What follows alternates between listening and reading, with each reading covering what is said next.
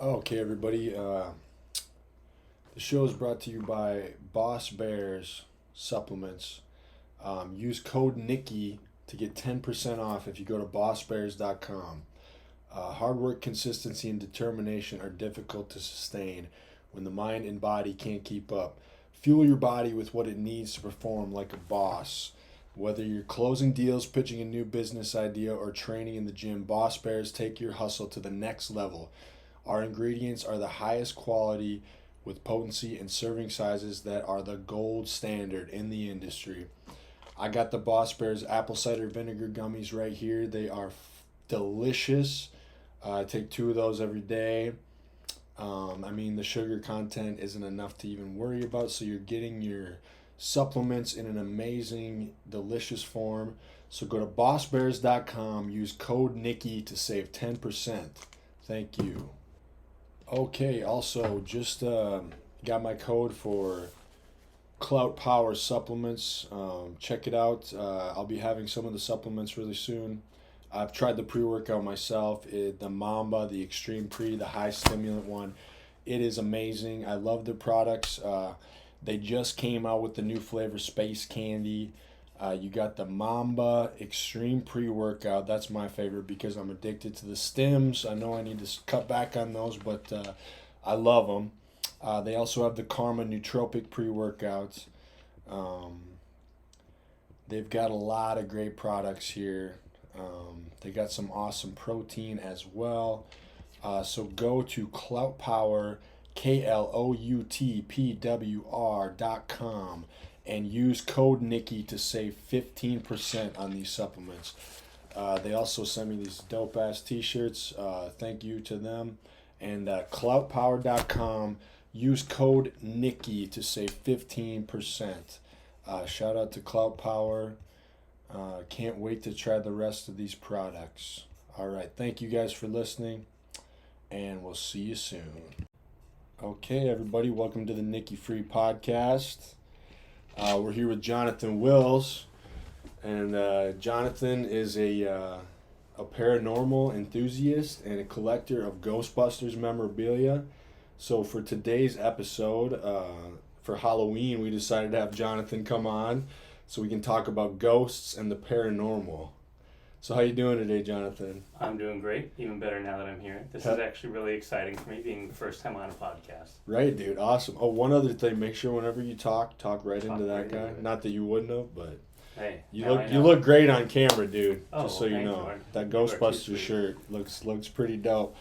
So Jonathan, what got you into, first of all, the Ghostbusters, and then what got you into the whole paranormal stuff? What piqued your interest with that? I was trying to think about that because I figured that'd be something you'd ask me. Yeah. And I think it's always just kind of been a thing for me. Mm-hmm. Growing up, I had just a couple of experiences myself, and throughout different time in life, but it was always one of those things. I mean, I grew up as a Catholic, so Yeah. they're one of the few organized religions that tend to still kind of believe in paranormal kind of things, Right. and that will actually acknowledge it outside of elsewhere. Mm-hmm. And so there was a bit of that. It was also, it's hard to say whether or not the Ghostbusters were something that also spawned the interest in that, or if it was the other way around. Right. And so I'm really not sure what really got that going, but it was always just kind of something that was there, an interest of mine. Also, it's kind of one of those things where things that, as a kid, things that scare you, you tend to... Did you focus like on horror them. movies growing up? Not really, no. Not into horror movies? No, I was actually... Freddy Krueger, I remember having nightmares about it the first time I saw that. Yeah. I vivid nightmares of and the worst part is he attacks in dreams. Yeah, so then you're sleeping. I do remember, I didn't get into horror movies till I was a little older, because I remember being a kid, and you remember, because you're, around the same age, that we used to always go to, video stores. Mm-hmm. There was video rental stores, and, there was sections, there was the action section. For me, there was, the pro wrestling WWE section that was huge, the video games, and I even remember being a kid and being, scared to walk through the horror movie section, and you'd see all these movies, and you're just imagine the crazy stuff in them. And then it's funny because going back now, I'm older, and sometimes I'll see these on streaming services, some of these old like horror movies that I've never seen, and I'll go back and watch them and just think like, God, I can't believe I was scared to see that when I was a kid. Right. Because now it seems like nothing, but when you're a kid, it's horrifying. It really is, and I mean now you can laugh at it. You can also see where things look fake. You could see. Yeah, you couldn't tell when you're a kid. It seemed real. Yeah, and I mean, even still in like the idea of the paranormal, it's usually kids are more sensitive to experiences, and that a lot of that comes to do with you get jaded as life goes on. You're taught to not think about it or believe in that stuff, so your mind kind of automatically suppresses things that you might have otherwise been able to see.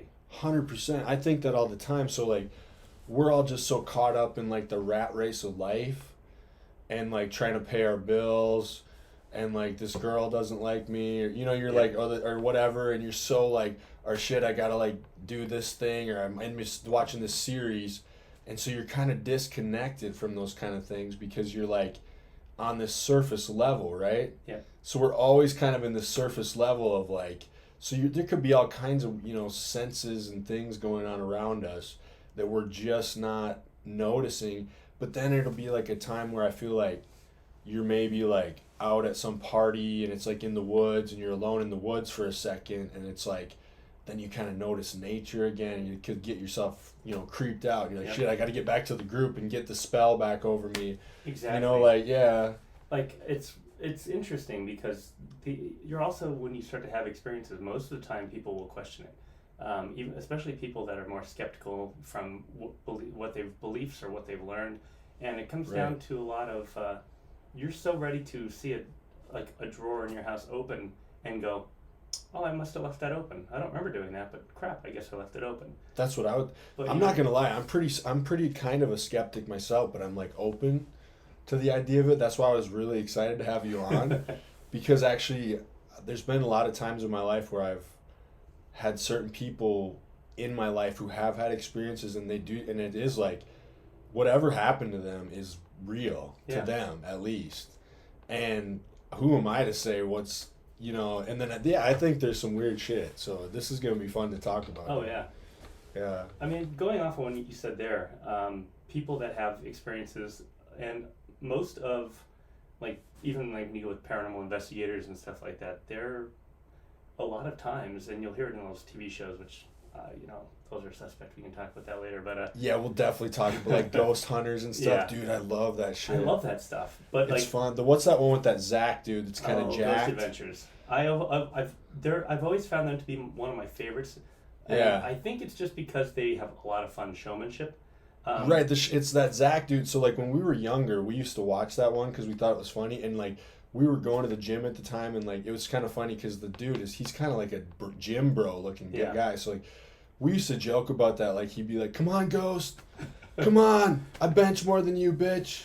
What's your fucking bench, Ghost? Show yourself." Like I always loved it. Sometimes he would get like really hardcore, like yelling at the ghost, and it's like, all right. That's what I mean. He kind of had that like bro energy where he'd be like yelling at the ghost, like, "What's your fucking bench, bro? Show yourself." Like. But I like some of those shows. They're fun to watch, but it does kind of feel like, same with like the another thing that I love is the Bigfoot in search of Bigfoot stuff. I love it because I'm open to that too. But it is always like you watch the show and they build the suspense and then it always kind of feels like nothing ever happens. Right, and then I love when they do the sound effects when like you see like something go by like or something like that. And it's like, I get that you want to kind of emphasize that something happened, but then like it kind of brings out into other people like, oh, maybe that could be more paranormal because the sound effect kind of affects that. Like one of the things that people talk about a lot, ghost orbs. So you've heard a lot about them. They always show them on TV. There's a lot of skeptics, even some people that have been believers that have really analyzed their stuff, that a lot of people don't believe that ghost orbs are a thing. Right. And they think it's like some photography thing. It could be a digital artifact. It could be a bug. Usually it's a bug or what's known as backscatter. Which we could look up that, But like there's backscatter, bugs. A lot of times, like with Ring cameras, it's a spider web really close to the Ring camera or a Or That makes even sense. like a bug crawling across it. And that will produce this image that looks like an orb or something on the Yeah. actual, right? Yep. Okay. And so there are some that are harder to explain. And then the hard part with those shows is they could very well put things in post-production.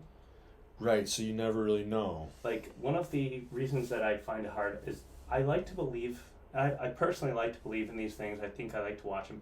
Sometimes I'm like, well, that's very likely this, and you guys didn't even call that out. Right, but they kind of want to leave the idea of it Well, up in the air, right? Like, the people that thought that the ghost orbs were more so, when I say they're, like the skeptics that say that it's all, there's no such thing as a ghost orb, yeah. a lot of it they say is, they believe that it's because of these shows needing to have content, that ghost orbs were more made into a mainstream thing. Really? So they think they were kind of invented just for these shows? Yes. And Dude, there's some weird, like, stuff, and, like, even that video you sent me. yeah. That gave me the chills. And that one's hard to explain because it could be Some artifact. It could Somebody be some walking. artifact. It could very well have been because it was a white in color. It could have been a up close spider web to the camera. But the fact that it moves in a very It looked planned like a direction, human, it like, has human. dude, that gave me the Yeah. chills. And the person's home, if I remember correctly from what my friend had So, told me. so the video Jonathan's talking about is he sent me this video on Instagram of somebody's backyard web camera, and it's just a backyard with like a fence, correct? And Mhm. the camera's there, and all of a sudden it's like this figure of this man. It looks like and it's all kind of whitish, Mhm. but he's not complete. No. And he it's just like kind comes of an for a upper little body. bit, and he walks across, and it's like, it's fucking creepy. Like you kind of see what looks like maybe a thigh or an arm kind of moving as well, but you can kind of see where the head and shoulders are. It's mostly the head and shoulders. and then it goes That's why it's so right creepy. into the fence and it disappears. Yeah, it definitely gave me the Yeah. chills, dude. That was creepy. And it's so I think they said it was some older home too that had might be even more getting out to more early colonial-ish times or whatever. So Yeah. part of the thing is that it's like, well, a house that's been So do you Had think people that's living in it. possibly just some kind of like person that used to live in the house, or Yeah. like? I mean, there's definitely a possibility. If you're going to go to the fact that Yeah. saying, I mean, you can look at it skeptically and try to prove what it could be. Mhm. And I'm not the best when it comes to video editing or video. I know that this person didn't edit it, but Right. that people could look at it and that are more experts in videography and be like, well, that's actually probably this close to a lens or something like that. Yeah. But at the same time, there's nothing that says that that actually can't be something like that. And so it could be an old homeowner just wandering the yard. I mean, who knows whether the connection in different time of day, different things happening in the spirit world, they're not necessarily tied together, which is why like home renovations cause problems, because when they do I think they view the world as where it was when they were there, Mhm. or their memory of it. And when you change things, it starts to maybe kind of occasionally reflect it in their side, and so it starts to kind of upset them because like, what is happening in my house? Right, because maybe to them they feel like something is off, or I mean, we might And- look like ghosts to them. right. That's what I'm saying. It's that's why I'm kind of sort of open to some of these things, because it is like, like they're doing like weird studies about time and space, and like, Mhm. just basically how time kind of doesn't even really exist, but It's it true. exists to us. So it's like, who's to say that there's not some kind of bleeding over of like, or I mean, the energy, I don't know, or like people think like ghosts are like the energy of a person that's like, so time does move and they've moved with it, but they're kind of stuck, or like, there's a lot of weird things. Like, so what you were mentioning with time, there's also some people will have there's the multiverse theory. yeah, And some people believe that sometimes the multiverse pieces bleeds overlap. over. And so, like, I might be reaching like this, and you see something on, like, coming out of the wall, but to me, I'm in Yeah. a totally different area doing something that just so Ooh. happens to cross over. That reminded me of, what was that, the Freddy Krueger, where he's like coming through the fucking Mhm. the bedroom, and he's like, it'd be like if all of a sudden this like brick just started pushing out. And so what are to go on a side tangent before we Yeah. get back on, what are some of your favorite horror movies now? Do you enjoy them now? I do enjoy them now. Yeah. I'm less on the slasher side of things, because just seeing a whole bunch of teenagers getting gutted doesn't always really intrigue me. Yeah. I still like the ones that have more paranormal basis. So Right. like, I like Freddy a little bit more. the thing is being Freddy's. I'm a huge fan of the Freddy's yes. now. Like I said, when I was a kid, I wouldn't even watch them. Now I think they're awesome. Hellraiser freaks me out because it's Yeah. really not my thing, but the whole like pain pleasure kind of thing. But you know, Yeah, well, I want to watch. I've actually never seen the second one. I've seen the first one. the first one I like. I've heard better. the second one is like the be all end all of Hellraiser movies. They start to open up more of what's actually going on with those Cenobites and stuff like that. So which it's funny when I watch these things now.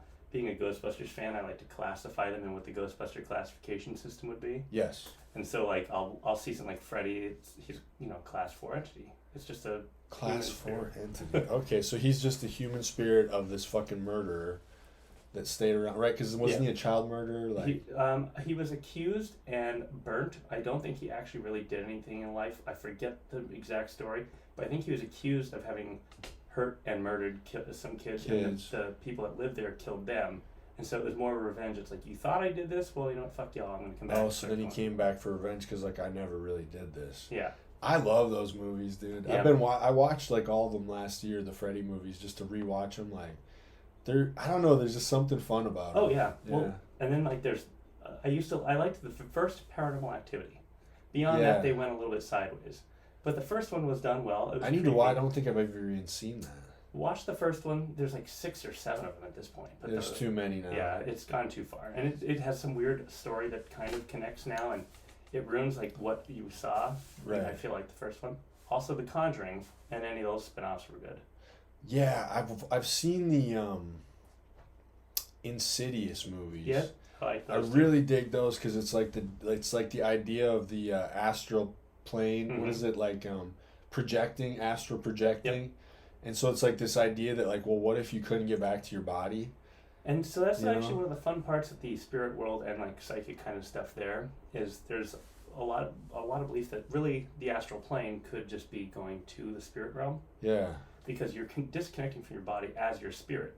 You're just being alive, still tethered to a living form on the other side. Right. So you're still tethered to your body, but you're out in the weird whatever's in the beyond. Like, yeah, I just love that how he's like out there but kind of gets lost, but then there's these other entities out there and they're not all good entities, you know, and then like the way that the one, his dad had the same thing with that witch, and then when she, you know, I think the whole second movie it's actually her like in the dad's body. Right. Yeah, it's like so creepy, dude. And that witch thing, like the way they show it in Insidious, like the way they show it in the photographs, like she's getting closer and closer and closer. That creeped me out. Oh yeah, because it's like, damn. Like I love those things that just have like you'll see like they'll walk by and it'll be a shadow figure in the background. And they turn back and there's nothing there. Like just those little mind fucks always kind of get me for those. And like even those old like Freddy movies, some of the way that they would do the special effects, like that stuff was cool. Like the way they had to film it because you didn't have CGI back then. So like. Yeah. Like, I think, like, when Johnny Depp gets, like, pulled down through the bed and then, like, the blood is coming up, they actually had to build an upside-down room and, like, pour a bunch of blood through this bed. Or, well, like that girl that was the girl that's on the ceiling and shit. Oh, my God. They had a room, I think, that rotated for the entire scene. I think you're right. Like, they had to literally build, you know, and that's how they used to have to do stuff before. Yep. Like, I remember there was, like, the Metallica video for The Memory Remains. It's like Metallica on this big like swinging thing, but what they actually did is they had them like just playing on this thing, and they built this like, you know, room that's rotating around them. So like in the video, it looks like they're swinging back and forth, but it's just it's really the fucking room. That's what they would do. They would build these whole things, and I think a lot of horror movies were like that too. It's like practical effects will a lot of times win out over CGI simply because I'm a huge fan of practical effects. I think that's like a lost art. And there's certain people like I think like the Hellboy guy, he's really into still. Wasn't that like the Golden something, whatever Hellboy? He used a lot of practical effects, and I think Star Wars still uses a lot of practical effects. In the newest set, I think they did, but back when it went down to the prequels, I think they did more CGI than. Well, you guys were just at where? Oh yeah, Galaxy's Edge. Yeah, you should talk about that, man. How was that? Oh, that was an experience. So if you're a Star Wars fan, it's one of those things that you feel like you're actually there. It's gonna be cool. Like one of my favorites, that is just the way they have speakers set up that give you spatial kind of positioning and awareness. Mm-hmm. You'll hear ships taking off from port, going overhead in different directions, and But it actually sounds like it's coming from where flying different directions. it's not like you just have a speaker here with a ship Right. noise. It's like Yeah, it goes. It sounds like it's literally flying overhead to the point where after you're walking around for a little bit, you hear a TIE fighter flying by, and you look up and think, Like shit, it got me. You're like, what the fuck? Yeah. Nice trick, Disney. Thanks. God, that's so cool. That was really neat. It was a very fun experience. Mm-hmm, mm-hmm. So, let's talk more about paranormal stuff. Yeah. Have you ever had any kind of like experience with anything, or? I did, and my parents, like my mom has, and I have some good, like some fun stories there. Like, for me, one of the things that, like I said, I've had more experiences when I was younger. Yep, because you're just more open to it. Right, and so, my mom's house, which was my mother's mother, go figure, mom. So she had lived in that house. My mom lived there as a kid. Apparently her father had lived there when he was a kid growing up, and it was just a house that got passed down family to family. Yep. And ever since I was little going there was the bathroom to be used was upstairs at the top of the stairs. Yeah. I'd go up there, but there's this hallway down along, like, you get up to the top of the stairs, and there's kind of that like half railing, like metal kind of thing. Yeah. And it went down the hallway. Well, down this hallway it was always too dark.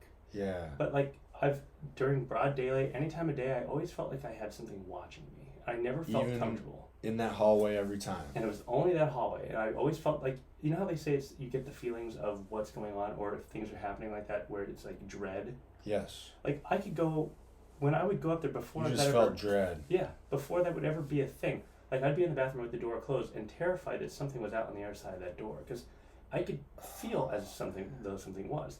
And, you know, again, most paranormal experiences are what you experience, how you feel. And that's hard to prove, it's hard to share, or it's hard to quantify. So that's why it's really hard for when you're doing... No, there's a friend of mine, I remember we went to his place, and him and a couple other friends were like living in this place renting. Mm-hmm. And it was kind of like an old house like that. I think he was renting from his friend's dad. So him and his friend lived in the house, and his dad owned the house, but it was like an old... And, you know, we would go hang out in his room sometimes or whatever. And there was like, I think the other guy's like little sister lived in the room next door. And then the other guy lived in the other room. And then my friend lived in the one room. And they had up there too this like hallway. And it went past the little girl's room and then to the other room. But it was like one of those hallways where like it had a corner. Mm-hmm. And then, so like if you're looking down right, it, you just couldn't see. And they always had this weird thing where like, it was very similar to what you said. They always felt like there was something in that hallway. And it was, I don't know, it was a weird, when I was there, I was always like, it just had a weird... It's a vibe. To it. Like an energy that's left behind. And so one of the things with that hallway was like, during the day, like I said, it was impossibly dark, but usually the door to the room at the end of the hall was open, and there's a window there. But it always, even though you could see the light coming in, the hallway was almost hard to see through still. So I would always be terrified, that to the point where I used to ask my parents to wait at the top of the stairs. They thought I was nuts. Yeah. Come a couple of years later, we were moving into a new house. Yep. And we needed a place to stay in the interim because the contractors were behind. Okay. And so where did we have to stay? It was my grandmother's house. I had the room at the end of the hall. The room that I was always, going down the hallway every day for 6 to 8 months. Where you were scared. Where I was always terrified of it. So I would go down the hallway, and you think you get used to that feeling when you're there? No. It was still there even as an adult. Yep. But this is when I was in 5th grade. Okay, so not an adult, but you're much older than when you were little. Exactly.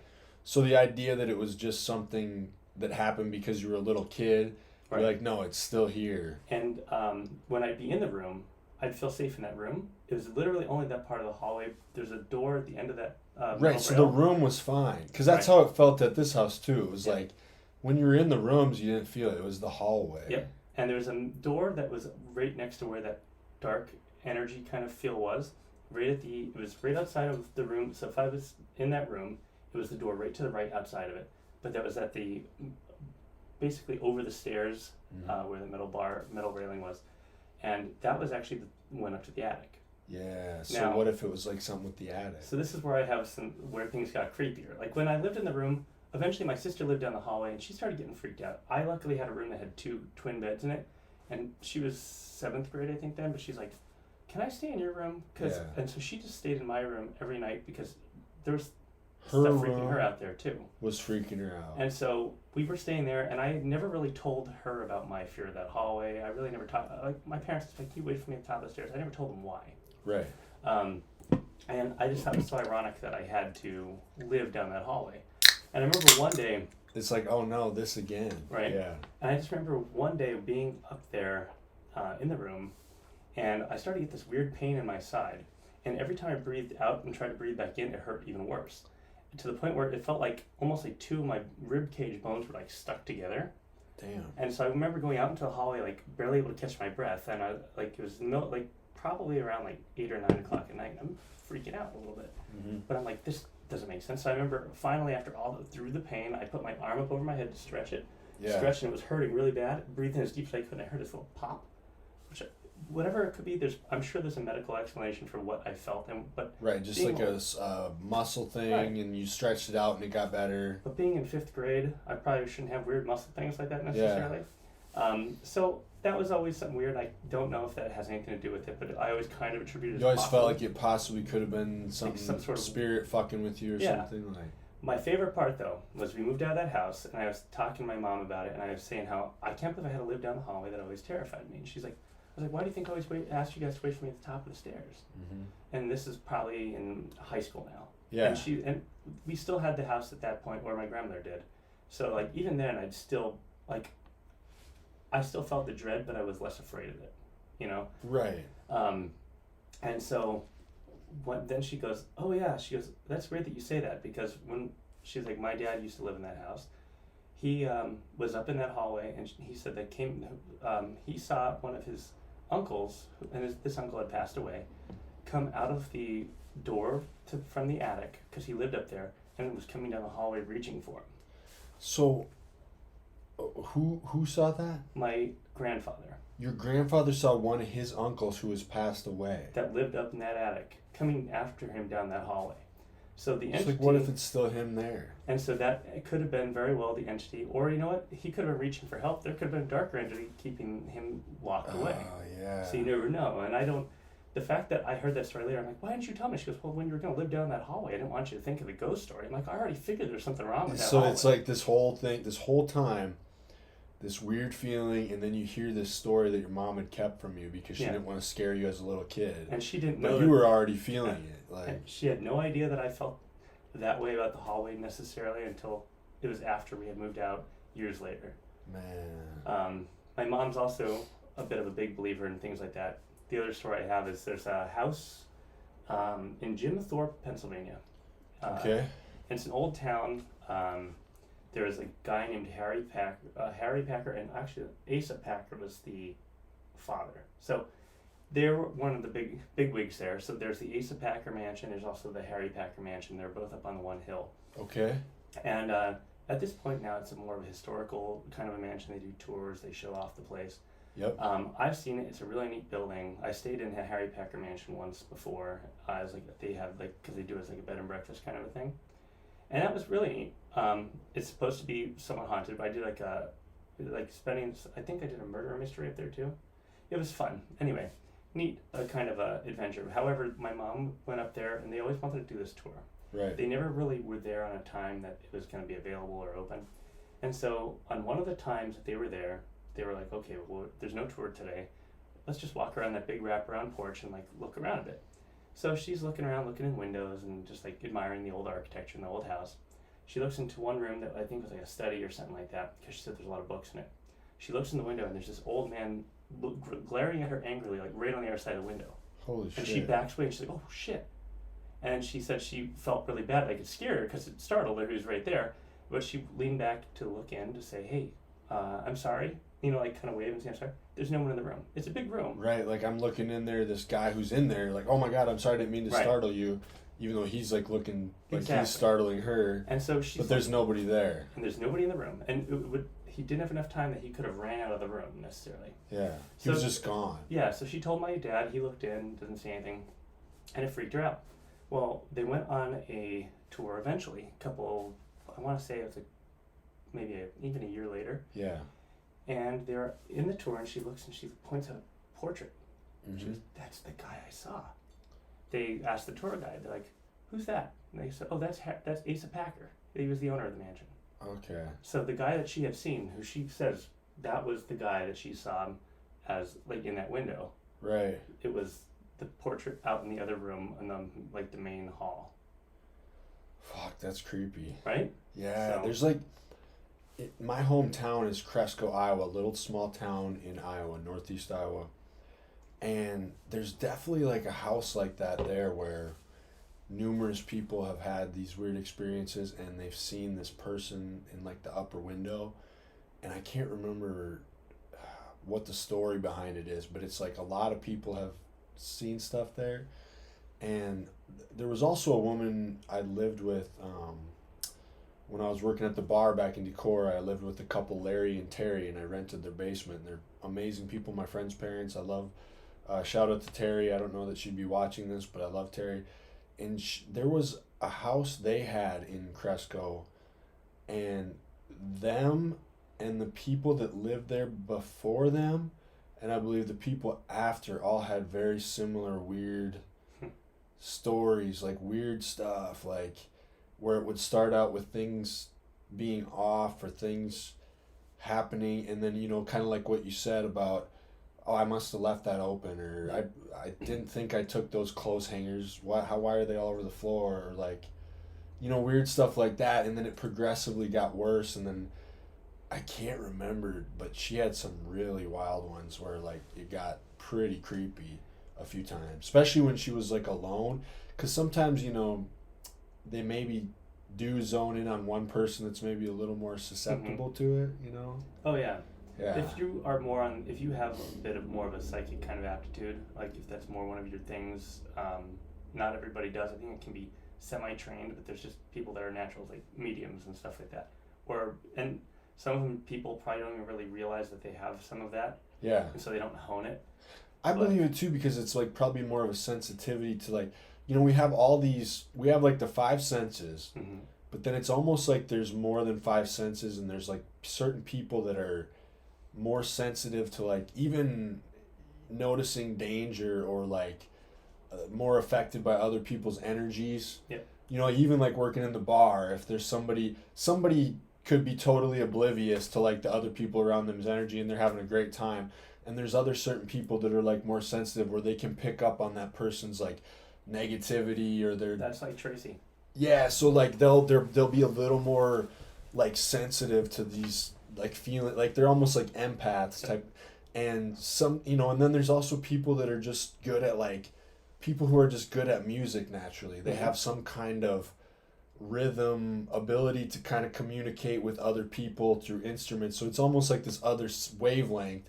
So who's to say that like certain people aren't more attuned to like whatever these kind of like entities or beings or like whatever they are.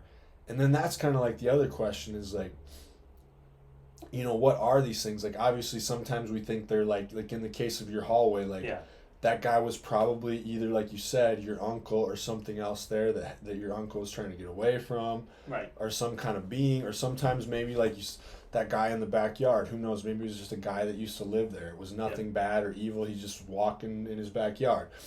But, you know, then it's kind of like, are these entities just, like, who knows what they are? Because who knows what's beyond the realm of, like, where we live. Exactly. And, you know, I was, so kind of like that movie, Insidious, you know, like, I remember my old drummer, James, told me this story once. It was like he was sleeping, dreaming, and he saw this woman, and she was like, you know, just all dressed in black, like witch looking, creepy looking. And she didn't really notice him, but he was like, holy shit, he was freaked out. He's just like walking, and and then all of a sudden she noticed him. And it was like once she realized that he was able to like notice her, she got like excited, like now I can fuck with him. Like it's almost like they're there, but most of the time we're not aware of them. And then as soon as she noticed like he's noticing me, she got like this evil like, and she kept coming closer and closer to him. and I can't remember what he said happened, but then he like woke up screaming, and his girlfriend's like, "What the fuck?"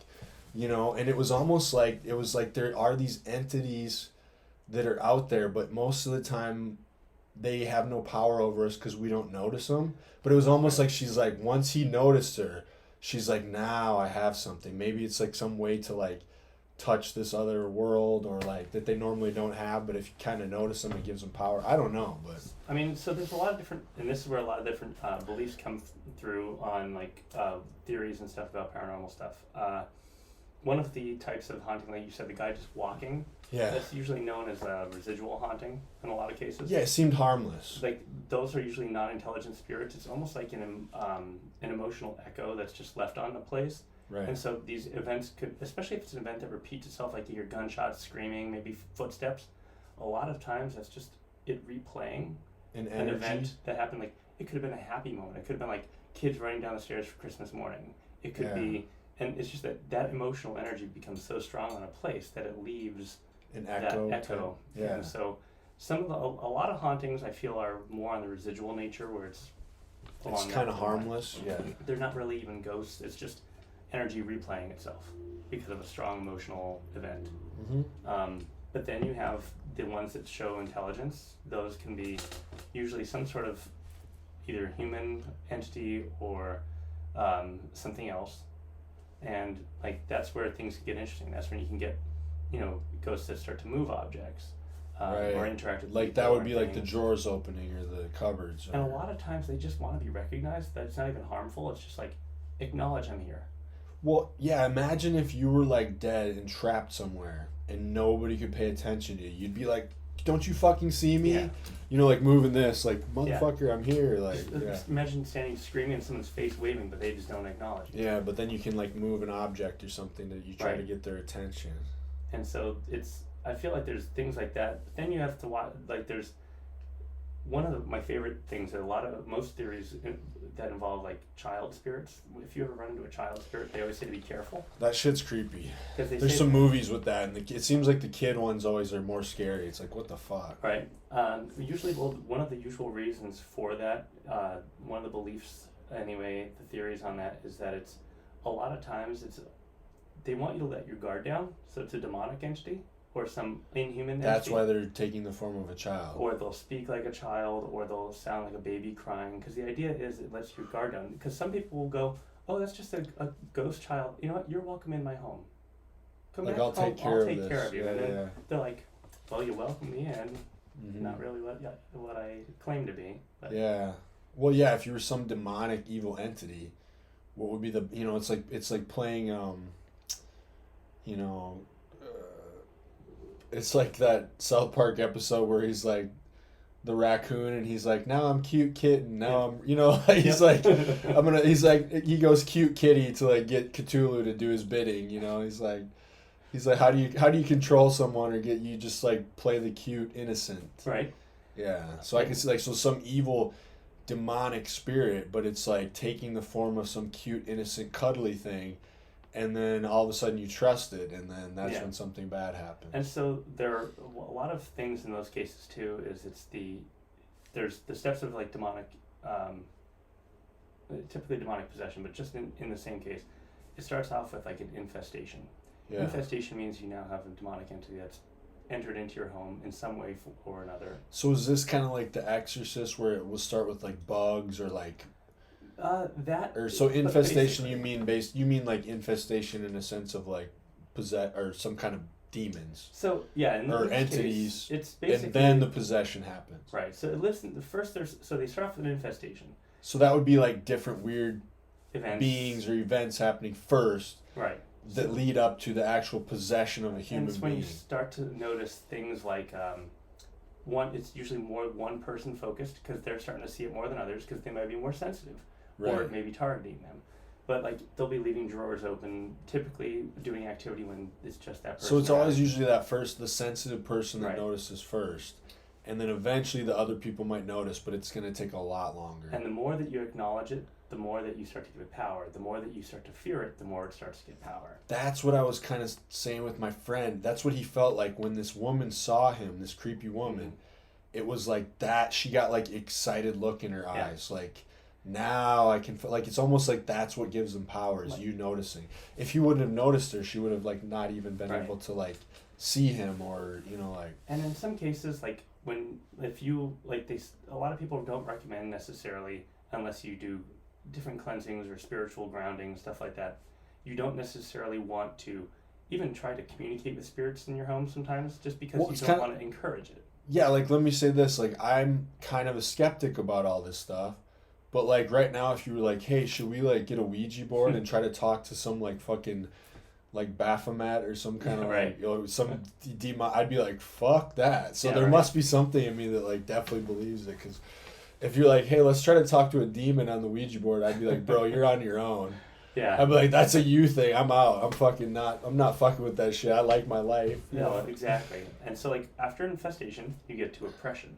Okay. And oppression is when they start to really affect one person. It starts to affect their mood. They're already starting to get their hooks into you a little bit. It's And- more of a Is that something where they're weakening them up so that they can do the possess them. possession? Because they couldn't if they were at full strength. right. So they basically have to break you down to the point where you feel like you're going nuts. People usually think you're nuts. You're It's like Like- gaslighting. You're being Yeah. gaslit by a ghost. and you might snap like easier. Like people are like, wow, why is this person getting so violent all of a sudden? You might have violent images. You might think of killing yourself more, stuff like that. But maybe they're losing sleep and they can't. Right. Yeah, like they're just. And then eventually, that's when it could go and lead on into possession. In which case, then the entity has its foothold in, and now it's there's different spiritual cleansing type of things that would need to happen, or an exorcism if you believe in that kind of thing. Right. I love those movies. Oh yeah, The exorcism type stuff. Those are always. they always creep me out. They're always so good. Even there was one I think that had Anthony Hopkins. What was that, like The Rite or something? Yes. Yeah, so I just and of course the OG Exorcist, and there's like the Exorcism of Emily Rose, and like I don't know, I've always been like super into those movies. But you never know, dude. Like I just like I said, I'm like a skeptic about all this stuff, but also like how the fuck do I know? Right. I don't know, and there's people that have same with like Bigfoot. I don't know, it could be real. You know, like I'm hard to sell on stuff because I want proof. Same. But it's not like I've heard those weird like recordings of like Bigfoot noises and stuff, and like I don't know what the fuck that is. Oh, I mean, like, and You know, there's a lot of theories on there. I mean, cryptids are a branch of the paranormal kind of community. Yeah. And it's funny because sometimes you'll have people that are like, I believe in ghosts. I'm like, oh no, cryptids, fuck that, they're not real. So it's like, it's even within the paranormal community, there's people that don't necessarily believe in all aspects of it. But my thing is, it's like, I'm always open-minded to what there could be, but I like to go in as a skeptic whenever I see I something. think you want always to should be a disprove it. healthy skeptic. Yeah. Right? Like, you can't just go in and see an orb or like walking downstairs and your drawer's open, which you may have left open, and go, oh fuck, I have a ghost. I mean, you should never do that. But a lot of people will jump immediately to that. I feel like being a skeptic is always good. Like even like in life, if you're like, being self-critical in a sense of like, it keeps you accountable. So like even if you're like starting a new diet or workout program, you got to watch it and like, well, is this working? You're taking data to see like, is this actually working? Okay, I'll stick with the plan. You'll take data points and realize, do I change course? Otherwise, you're never gonna like know what the fuck. So like, yeah, I think in this stuff, you just gotta be a skeptic, and it's not because you're not open to it. It's because you actually do want to prove it's real, and the only way to prove something. I mean, it's even science, basic science. They always go to something like trying to prove it wrong, and what's left if they don't prove it wrong is like the best case of like, okay, it seems like this is best data we have, it's pointing in this direction. Like that science is never like it's 100% for sure this. It's always like, this is best data we have, and right now this is what it looks like, and it seems like we've tried to prove this wrong, but we haven't. But it's open, like if you want to try to prove it wrong, try to prove it wrong, because so far this is what we have. So I think like the really good paranormal people are more like they're skeptics. Yes, and I think that you should always go into it skeptic. I mean, you could still believe in the stuff and believe in ghosts and say this may be a haunted location, but every time you get pieces of evidence, you should be trying to disprove it. Yeah, because not every time something happens is it actually a real ghost or entity. I'm sure like I bet most of these like paranormal people or they'll probably get like a report or something, and then it's like, well, actually, this is what happened. It wasn't paranormal activity this time. This time, it seems like it was. Yeah. You know, like they go, you know, it's like, But like, you know those times that people get like, they're like, oh my god, look at my goosebumps, I got the chills, it's cold here. I want to see, at that point, I want to see a thermometer in that area. And when you get that kind of proof too, and maybe even EMF, that changes. So that would be something where like the temperature is normal, but they have goosebumps because there is some kind of entity. Well, so in that case, yes, because it could be an electrically charged situation, which we can get into. But EMF also, whereas that's what ghosts are believed to give off. Or and EMF stands for what? Electromagnetic field. Okay, and that's what they use these readers in these shows to. And you have one? Yeah. So this will have there's probably a lot in this room. So it will beep like that. But as I move closer to things that might give off an electromagnetic field, which I'm not even sure I'll find anything necessarily. But so if there is electric stuff in the room, it's going to pick that up. So, but if you're like in a spot where there's nothing, and it picks something up, that's when you feel like there's some kind of. And you can also ask spirits to interact with it because they can touch it. If they reach towards it, it could set off. So you go up to the computer, it goes up. Yeah, and so you get a little bit of a field that comes off of electronic devices. A lot more. Like, look at. Yep. That's the computer. Holy shit! It just beeped. Yep. And so, the neat thing about all of that, dude, that's is, sick. Like, it's meant to pick up the changes in the fields, but it's to also do EMF, you need to take baselines of rooms. It's when you're in the same spot in a room you've been in, which has a baseline, and that continues to go up. Okay, and so this is a ghost meter. Yeah. It definitely picks up electromagnetic waves because I just put it up to the computer and it just beeped. It went off. Yeah. So the idea is like if you're in some creepy basement and you think and you've had reports of some entity and you're walking around, there's nothing electronic around, and you're feeling that cold chill and there's that weird evil creepy vibe, and you hold that out and you're getting and it goes off, that's something. And especially because at times you could set it down somewhere and be like, put your hand near this device on the thing, and if like, again, no baseline, then all of a sudden you see it spike and beep when no one's nearby it or nothing's nearby it, and it does it on command. That's kind of some more extra evidence. Almost like they're communicating. Like right. You could try to communicate with them in that way. Yeah. But like one of the things I was saying about like the when people get goosebumps, it's hard to believe that, like I said, without the extra evidence, like either some EMF or actually a lower temperature, because spirits can affect the temperature in the room based off of their energy signature and stuff like that. But if you just, because like if you get scared thinking about something, sometimes you get goosebumps. It doesn't mean there's a ghost in the room. All the time. I So, could be listening to these kind of stories. Yeah. And if I'm in the right mood and I let myself get kind of taken by the story, or even like playing music and you hit this certain like emotional state, you can do it to yourself. Like. And so the people that go in without being skeptical enough, where they start to get really ramped up in what's happening, can overreact. And so that's where the reactions, where I said like that's one of the best pieces of evidence, can also be detrimental to the investigation. Mm-hmm. And that's what I feel happens in a lot of shows.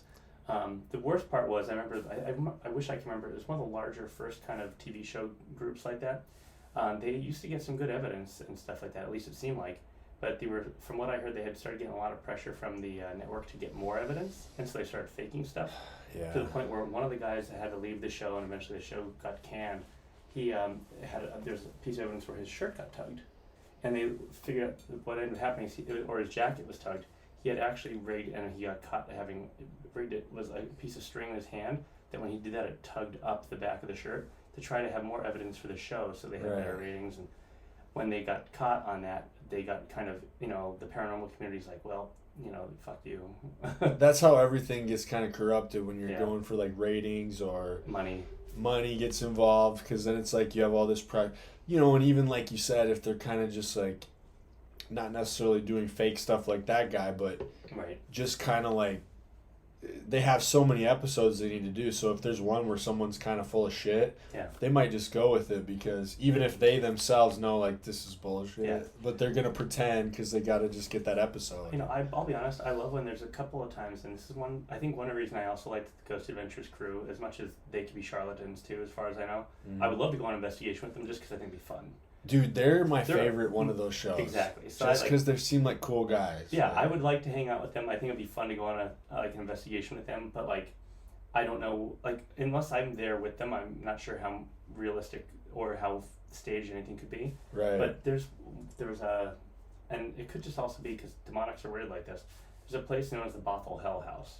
Okay. There's a demonically infested house supposedly in Bothell. Let's go. Right? Should we go sometime? I'd go.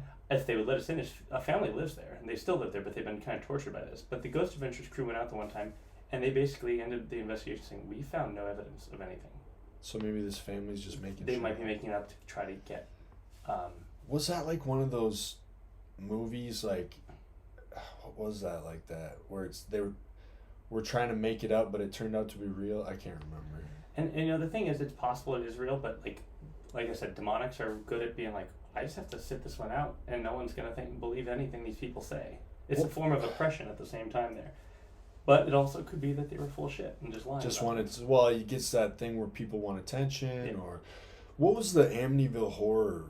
Oh, wasn't the OG thing like the son killed the dad or killed the family? Like, he was like the family was kind of well off. I think the son, the father that ended up tried to rob the bank. Well, the father did, but wasn't it like before they moved in? Like the real actual story behind the movies, like. So this family went in there, and they're the ones that like wrote the book or whatever, and the weird shit happened to them. But then if you look back at the history before that, there was something like the son basically was like kind of a lazy, entitled kid. His dad was rich. His dad worked at the bank. His son like kept fucking up, but the dad gave him this job. So basically like the son never had to like learn anything on his own. He got this cushy job at the bank. He made this deal with some guy like, hey, rob me while I'm making the run of the money to the bank, and we'll split it. But he got caught, and then his dad had to like fire him or something, and he resented his dad so much that one night and when he was doing that, he was buying all these toys like guns and shit because he was like in this cushy bank job. And then after his dad caught him trying to like make this deal with this guy to steal the money and then split it, and that was the final straw for his dad, he flipped out. And he like went in with a shotgun, I think, and just shot the whole family. And that was what happened prior to the people in the Amityville Horror. And then there's people that have lived there afterwards said they have no activity at all. And so like the fun part is there's, I can't remember which story it was based off of, but there's a story of a family called the Smurls. Yeah. It sounds like Smurfs. I always got a kick out of that. The Smurls, okay. The Smurls. And so if you look that up, apparently they're the ones that like I think the husband was trying to say that there was a succubus that had been like raping him in his sleep and all that kind of stuff. Anyway, they had tried to do a whole bunch of stuff on stories saying that they had paranormal activity and stuff, and it turns out they were just doing it to get attention. He's like this really hot, like totally hottest girl ever just started raping me in my sleep. Like he's like making the story almost make him sound cool. Like, well, I think he said it like kind of like a lizard person, so I guess that. Oh, so maybe that's not so attractive. Yeah, maybe not as attractive. But I figured since I'm pulling out different. Yeah, what else we got? Let's go more old school. These are called dowsing rods. Okay. They used to... Dowsing rods? Dowsing rods. So the interesting part, if you want to hold them... Yeah, here, let's check it out. One in each hand. Yep. So the idea here is some of the original usages was that it's supposed to help you find water, and people would say that it would cross when you go and find water, but it would also point in the direction that you're meaning. So... because you can feel that they're loose. Yeah. The idea that happens is you're supposed to let them hang naturally and keep your arms out.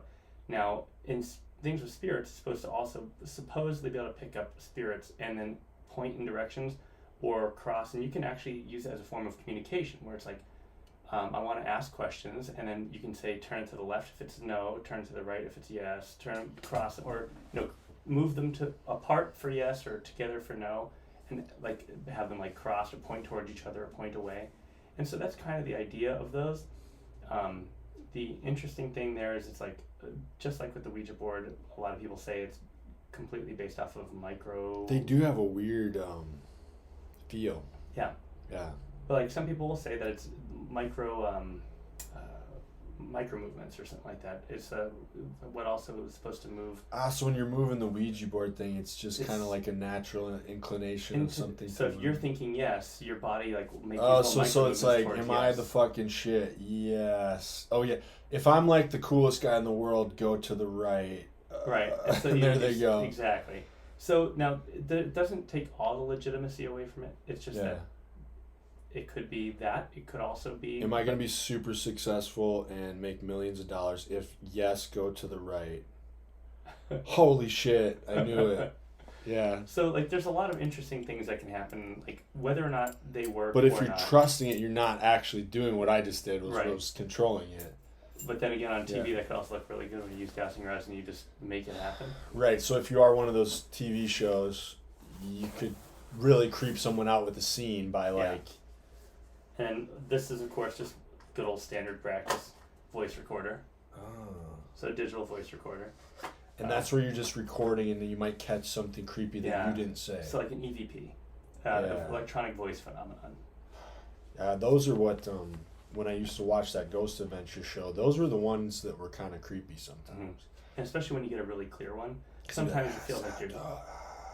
Like sometimes you feel like you're stretching, but like there's like sometimes you get what's known as a Class A EVP, and in those cases it's like you can easily tell what they're saying. Well, the weird thing about them is like you can clearly hear what they're saying sometimes, but it doesn't sound like a human voice produced it. That's why it's so creepy. The interesting thing is a lot of those things, and you'll see that they have to slow them down, is the waveform is usually smaller, but it's also shorter. And so it comes out at a higher frequency. I've seen that too. So it's not like if you recorded my voice and your voice right now and then that, it would look totally different in the waveform. Exactly. So you'd have to like go over it, and then you can basically slow it down as well as make it louder, and that's how you can usually hear it a little bit better. So if I hit record? I mean, the power button's on the right. You'll have to slide it up, I believe.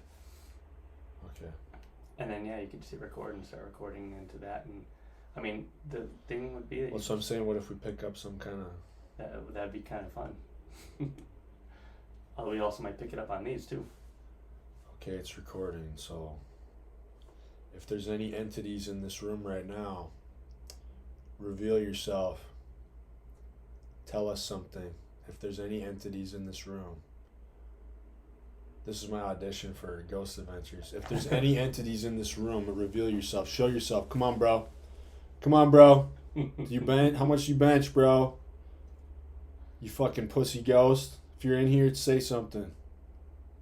I feel like that's what Zach does. He's like, come on, you little bitch ghost. Show yourself. He's always like challenging him. Oh, yeah. Come on, you little bitch ghost. Show yourself. Say something.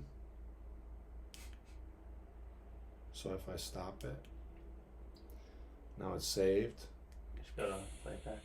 Okay, it's recording. So if there's any entities in this room right now, reveal yourself. Tell us something. If there's any entities in this room. This is my audition for Ghost Adventures. If there's any entities in this room, reveal yourself. Show yourself. Come on, bro. Come on, bro. You bench? How much you bench, bro? You fucking pussy ghost. If you're in here, say something. I feel like that's what Zach does. He's like, come on, you little bitch ghost. Show yourself. He's always like challenging him. Oh, yeah. Come on, you little bitch ghost. Show yourself. Say something. So if I stop it. There was like a little pop, but... At that point, the pop could very well have been, touching the mic or something. So it doesn't seem like there's any actual ghosts in this room. At least I've never felt anything in here. I mean, the other fun but part man, if there was like a ghost and he had any kind of ego, and I was like calling him a little bitch like that, you'd think he'd be like, hey, it works well. I'll show you. We've been getting along in this podcast room for a long time. But you start calling me a little bitch, I'm going to start fucking... Now all of a sudden the ghost is going to start fucking with me. It works well with angry spirits or like demons are supposed to be always angry. It's funny because I was kind of joking doing that to get like maybe a podcast clip or whatever. Right. But that is what that Zach guy does sometimes, is he almost seems like certain... Not all the time, because certain ones on the show are different where he'll use different tactics. But I have seen him, like, depending on, like you said, if they're like an angry... He'll try to antagonize them sometimes. It's called provocation, which could, depending on what you're trying to do that to, could, in the idea of there actually being into there, could be dangerous because, that's the scary part. So he's playing a little game where like he could be fucking with shit he doesn't want to fuck with. Because I mean, if I can move an object, nothing says I couldn't push you at the top of the stairs just a little bit. Yeah. Yeah. So. Well, that's why that show is compelling to watch, because sometimes you're like, bro, like, don't fuck with that ghost like that. Right. But he does, Man, that is kind of creepy. Even when I was doing that, like I'm kind of doing it to like be funny or Oh yeah. maybe get a podcast clip, but I'm also kind of like, fuck, if there is a ghost in here, I'm fucked. You don't want to piss He's it gonna off too fuck much. with me from. Yeah, like, I'm sorry. Let's be. I'm gonna do the Eric Carmen. I'm sorry, Cal.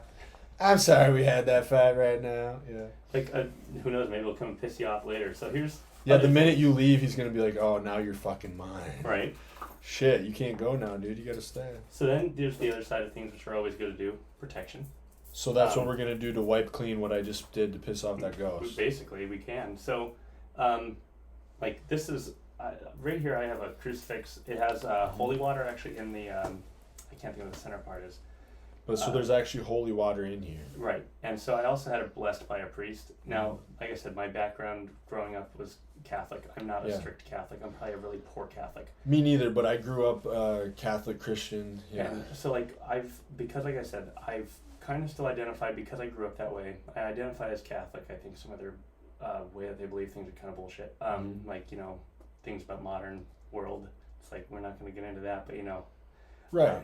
Like, yeah, I know what you're saying. I just hate that most people, when you say I'm a Catholic, they think I'm, like you're gonna hate gay people and hate abortion, and it's none of that. None of that. It's like, oh yeah, I'm like.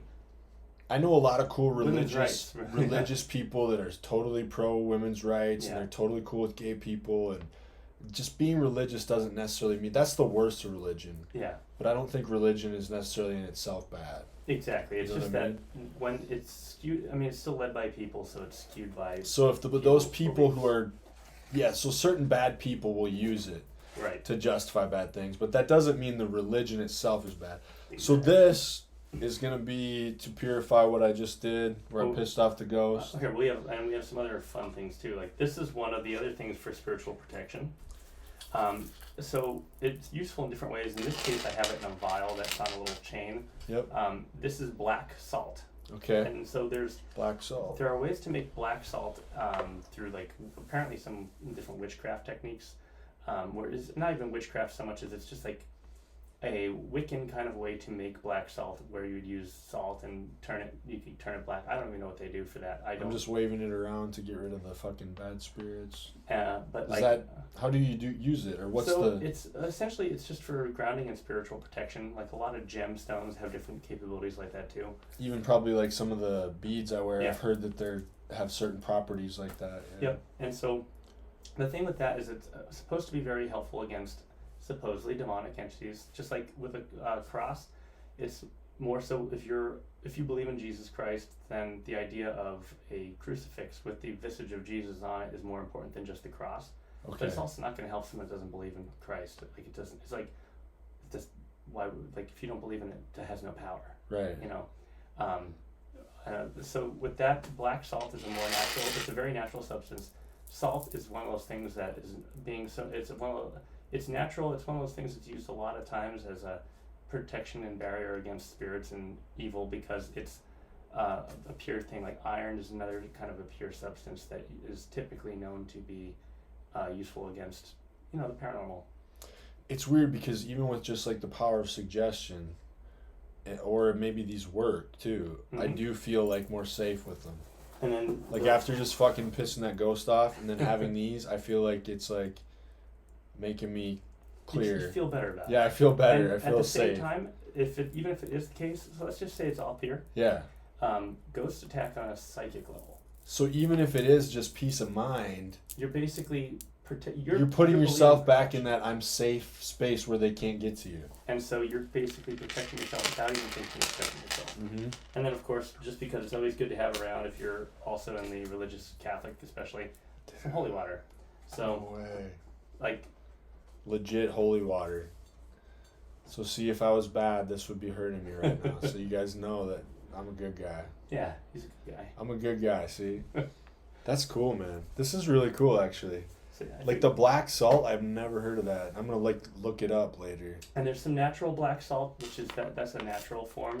But there are some that is, like I said, it's stuff that you get from elsewhere. But it's supposed to basically be a good repellent against different things like that. I'm going to snap a photo of this stuff. Yeah. We're going to fucking post it right now, too. Protection from ghosts.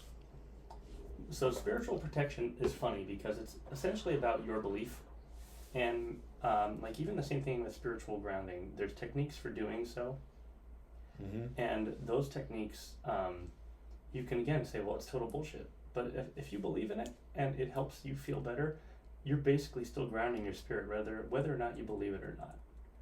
Like if you so you can't really say it's not the case. It would be different kind of for everybody. Most people will say it's to imagine you're breathing in a glowing white light because white is pure stuff. It's positive stuff like that.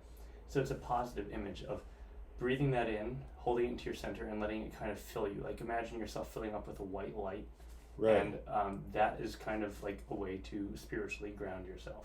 So they say that it's a good thing if you're going to do investigations, you should do that before you go in.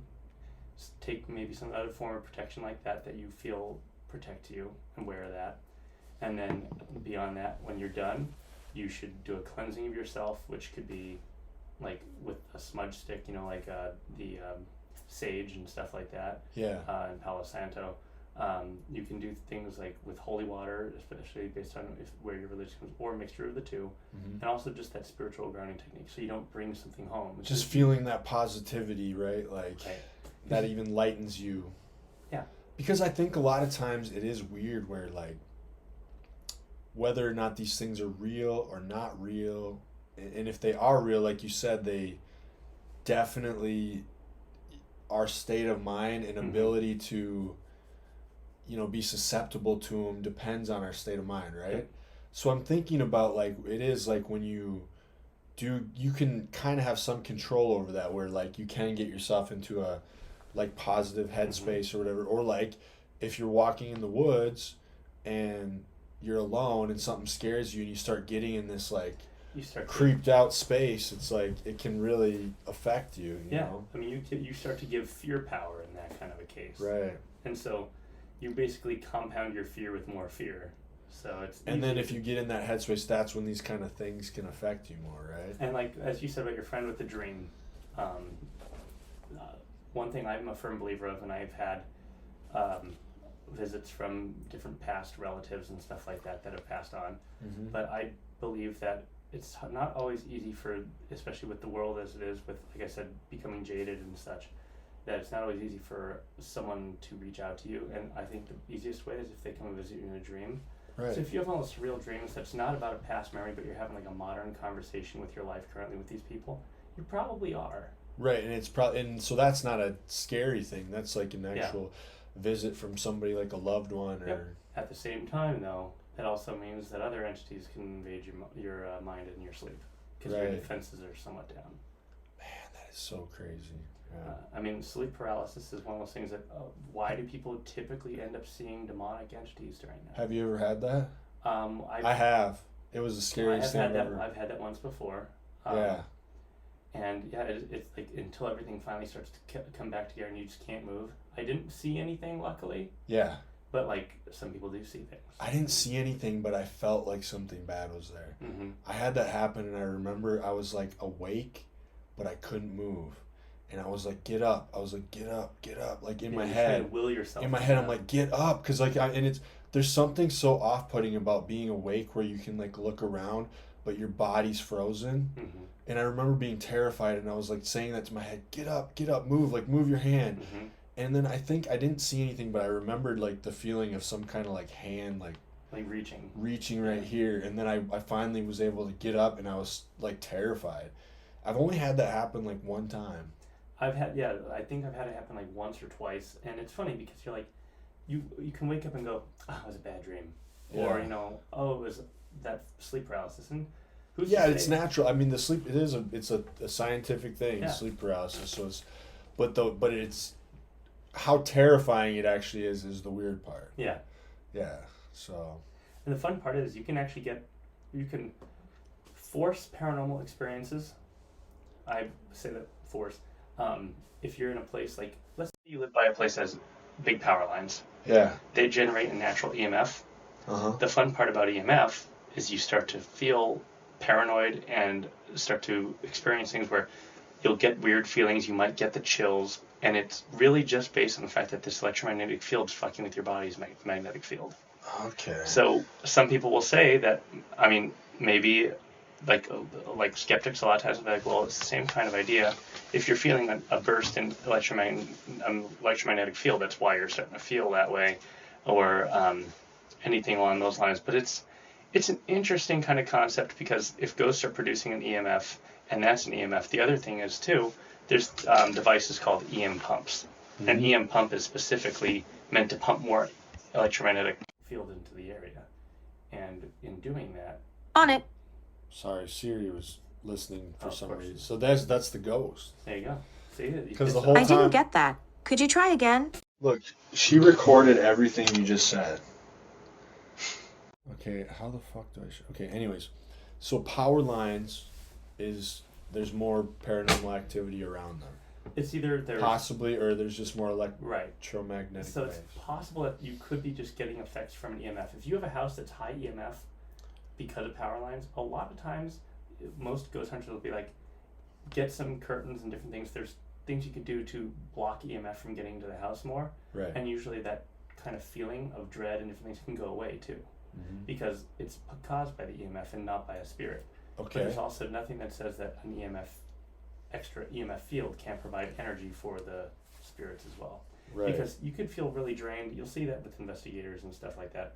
And I've had it happen in places that are like more, like I said, I don't really investigate, but I've been at places that are haunted, and I do my own little kind of try to communicate sort of things.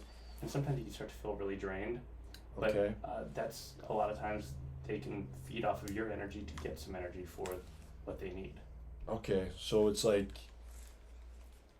they get energy from us. Yeah, and they can use that to help manifest in some way, maybe a knock, or to do an EVP, or just to make Right, this so thing it's move. almost like they're not able to be noticed unless they get power from us in some way, and that's why they go for like the more weaker or more susceptible people, right? And humans are quite literally like, if you think about it in terms of even spiritually, like the soul are supposed to be a unlimited amount of like source of energy.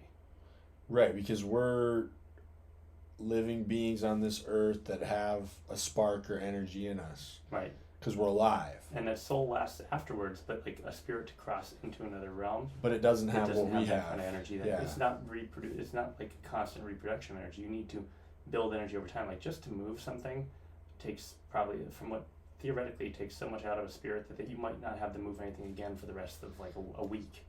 So it's like almost hard for them to do it. Yeah, it's not necessarily something easy. Maybe with practice, who knows? I mean, I Or guess how find out powerful when they I'm are. dead, right? I know, man. This stuff is so cool, though. Like, I don't know. I just love this shit. Well, do you want to have some of that whiskey? Oh yeah, we should. Yeah, and then we'll talk more about this stuff. But yeah, so So Jonathan brought some whiskey. one of my favorites. It's from Woodinville Whiskey. It's one of these special, very, very limited release, kind of single barrel thing. It's called Brett's Pick. So far, there's only been 2 in their time of existence. This one is kept at a cask strength, because even after the different tastings of things, and It trying smells to make so good, dude. we're trying to make it like bloom a little bit. He tried adding different things of water, but he still felt that it tasted its best at its natural strength. Mm-hmm. So it's pour yourself So- some. It's pretty great. To make things better with the ghost in the room, we're gonna share some whiskey with you, bro. How much do you want? Oh, just a little bit. Just a little bit. Just do a very little bit. Yeah, that stuff smells so good, man. Like it's a very Woodinville. it's so good. I This really stuff shouldn't is drink pretty because I wonderful. just did a leg day, but Jonathan was nice enough to bring this, and I do love whiskey, so cheers, man. Cheers. I appreciate you being here. It's been great. I've had a lot of fun.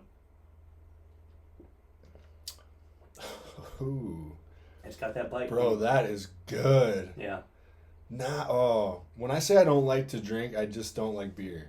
And I get that. I mean, This beer's is a lot of fucking calories. delicious. It is delicious. Good thing I have good willpower because I could drink a lot of that. Yeah, that's always the more difficult thing. The willpower is a necessity. Mm. But We had talked about this. Fuck, that is so good, dude. We talked about years ago sharing some whiskey after work. Yeah. At your when you were working at postdoc, and I mean you are, but. And I love postdoc. Yeah. But it was one of those things that was. That's like medicine. Yeah. Like in a good way. It doesn't taste like medicine, but it's like makes you feel warm. Makes you feel warm. That's fucking delicious. I like these little cups I got. They're pretty nice, aren't they? They are pretty killer. Hell yeah, dude. Cheers again. Cheers. Anyways, so back to ghosts. Right. Let's talk more. I'm trying to think. I had one other thing. I think I already told all the stories I had about ghosts. I remember like the old house I used to live in when I was a kid. It had a really creepy basement. And there was always something a little off about that basement, it felt like. But never like really bad. It just like, it was unfinished, one of those old cement basements. But like there was a shower down there, and I would go take a shower down there sometimes because I didn't want to wait for like my sister and my mom to get ready. And the shower had like no hot water down there. But you know, now I know that cold showers are good for you, and I even take them in the morning. But like I would go wake you up. Oh my God. So I would go down there, and it's just like if you fucking just did it, you just, once you get in, you're like, oh, this is fine. You know, it's like being at the pool. Yeah, you just have to You're get in used cold to water. Once you're used to it, you know, put some shampoo in, you shower up, you're fine.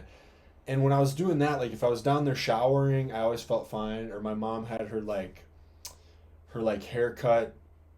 She had a sink because she was a hairdresser. And so after she quit doing it, she would cut hair out of the house because she got a different job.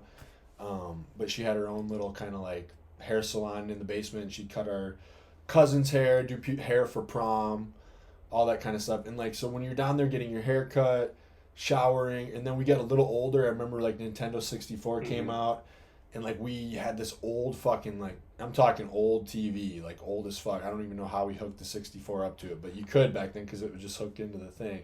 But like, you know, there was nicer TVs by then, but I thought it was so cool because it's like, I had these two little like recliners that were like old used ones, a little rug that we put down there. We hooked a Nintendo 64 up, and I had that old TV, and it was like, it was a piece of shit TV, but it was like, this is my space. It was like my first little man cave, right. You know? Your retreat. And so me and my buddy would always go down there, my friend Steve, and we would just play like fucking wrestling games on Nintendo 64 in that corner. And it was like I said, a shitty basement, shitty TV, whatever, but to us it was like a space where we could be without adults and everybody else, right. Like our own little spot. So it's like, always felt safe then too. But if you were kind of like going down the stairs and it was by yourself and it was kind of dark down there, and then there were these two like other rooms that were like really unfinished. It was like just like crawl space where you open these doors and just like, you know, they hadn't even cleared out all the rubble, and there was cement pieces and stuff, and those rooms were like, well, it always felt like it was like something in there. The fun part is it could be, I mean, it could also be like, I mean, things that want to live in the dark, like even on the... Right, so it's just a dark, creepy space. And I mean, the fun part is that comes down to almost feng shui. Energy can get trapped in places like the Winchester Mansion. Did you ever hear of that? No. So it's the wife of the guy that owned the Winchester rifles. Yeah. She always felt that after he had passed away, she felt the family was cursed, and she felt that essentially that the ghosts of the people killed by the rifles were cursing and coming after her family. So she started spending like old from like wars and stuff. Yeah, and like just after, and so this was years and years ago. I think it's in California, but she started building this mansion that makes no sense. It was constantly under construction. There were stairs that would go to nowhere. There was hallways that would like shrink into little type of things. And you might have seen it in one of those paranormal shows. Was it one of those things where she would never finish the place because Yes. she thought once it was finished, that's when the spirits would come? That, and also she knew that spirits would come, but she would build rooms for the spirits because she said that she would talk to them and they would say, I want this room built like this. So she'd build that room for them. To keep them happy so they wouldn't fuck with And then when her. they would move on, because like when they would finally forgive her and move on, she could then redo that room for somebody else. And she would add new wings to the house, new parts to the house. But it was built to have the worst feng shui because the idea was it was supposed to get spirits in and trap them there. Oh, okay. Like, and there's also ways to, like the stairs to nowhere, a lot of people believe that there was actually it's the way the energy built would cause a portal to the other side, so they can kind of spirits come in and out of So it. they could. Oh, okay. God, I've heard of that before, where she like never finished it on purpose. Yeah, and it was Yeah. purely based on the fact that she was believing that the spirits of the people that got killed by the rifles were seeking revenge on her family. I mean, it kind of makes sense. Like you're the guy that built this like death machine that's Yeah. killed all these things. I mean, I don't know the history of guns really, but that's a big manufacturer of guns. So Mhm. it's like, if you were a bunch of pissed off spirits, like you're like, if those things had never been invented, I would still be alive, or like, I think you know what I mean? That's creepy, dude. like I think the Union used them against the Confederates back in like the Civil War, and like they Yeah. had a bit of an advantage too. Right. So it could be a bunch of like pissed off Southerners. Right. I mean, South's gonna rise. They're like, I'm coming back to kill you. I mean, it's like imagine, like even like it's weird to blame the person that made the gun over the person that did the killing, but I mean, even still, That's what I think. I wouldn't want to, like, to me, that's how I view it. I'd be like, it's, I'd want to come back and be like, give back the person that killed Yeah. me. I mean, because guns are realistically just a tool. They can be used wrong, just like any other tool. Right. Oh, that's what I think so too. It's like if you have a hammer's just a hammer. But you can also be the person that beats your wife to death. Well, that's to, what I'm saying. Like a hammer is a tool. That's kind of how I feel about social media. Yeah. Like cell phones. Everybody's like, "Oh, it's terrible for us," and it's like, it is, but it's also kind of up to you. Yeah. You can put it down. You can have enough strength to limit your time on it. You can like not Engage. let it get to Yeah. you. You can. So, and you know what else you can do is build a business with it. You can Yeah. like do amazing things where you can share knowledge. You can like connect with people you wouldn't have been able to. You can start a podcast. Like, so to me, social media, the internet is kind of similar to what you're saying. It's a tool. It's evil if you let it be. Right. You have the power to choose what to do with it and how to Yeah. let it affect you.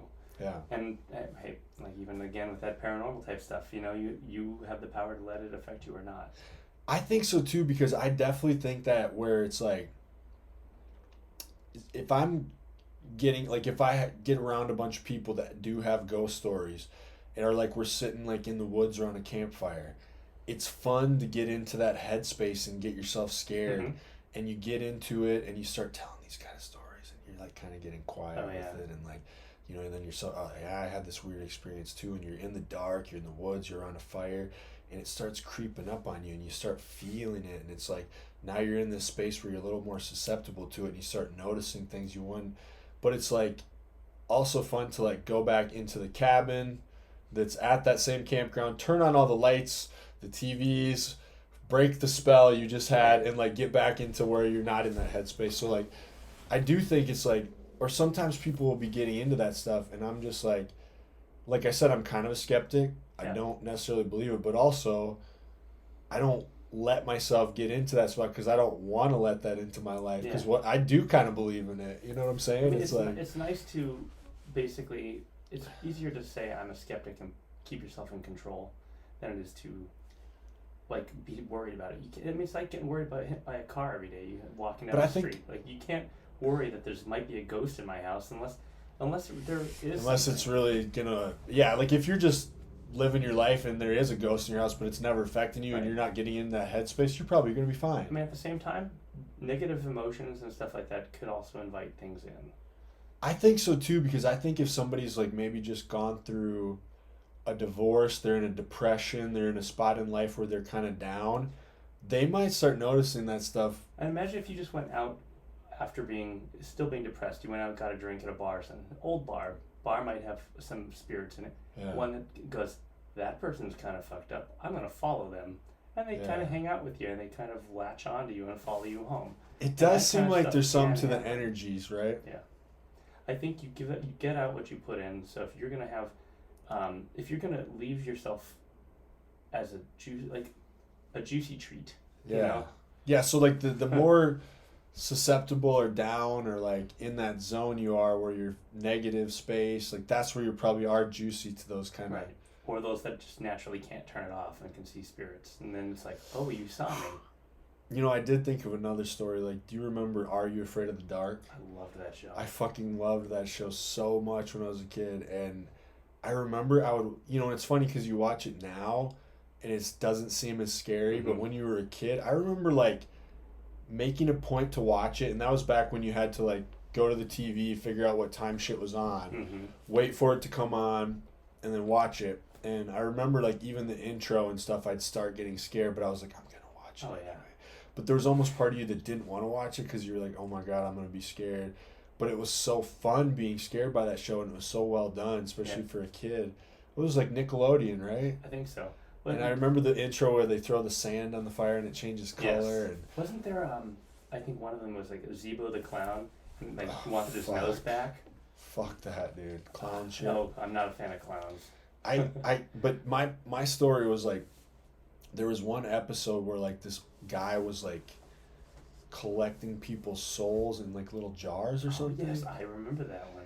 And so here's my story. Like there was like on our block, so it was me and the neighbor kids. So like I used to be neighbors with this couple, Claire and Donna, and they were the grandparents of Eric and David. So they had these two sons that would come like, so because they weren't their actual kids, they were only there once in a while. So I had these cool like neighbor kids to hang out with. We'd play Batman, play Turtles, play all that stuff.